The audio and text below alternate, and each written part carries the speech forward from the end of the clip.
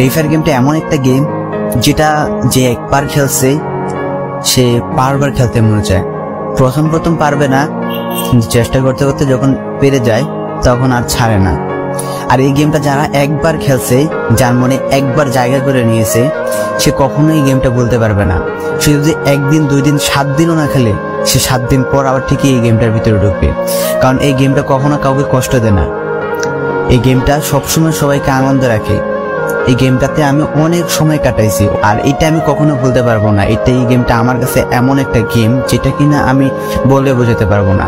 And এই গেমটা শুধু আমার কাছে না, আমি মনে করি যে প্রত্যেকটা ফ্রি ফায়ার প্লেয়ারের কাছে অনেকটা ইমোশনাল টাইপের একটা গেম হয়ে গেছে। কারণ এই গেমটাতে বর্তমানে যে অবস্থা হচ্ছে, যে গেমে এমন আপডেট দিতেছে, আপডেট দেওয়ার কারণে পুরো গেমটাই চেঞ্জ হয়ে যাচ্ছে। আগের ফ্রি ফায়ার আর আগের মতো নেই। তো এই কারণে হয়তো কোনো এক সময় আমরা এই গেমটা ছাইড়া দিতে হবে, তবে ছাড়া হবে না।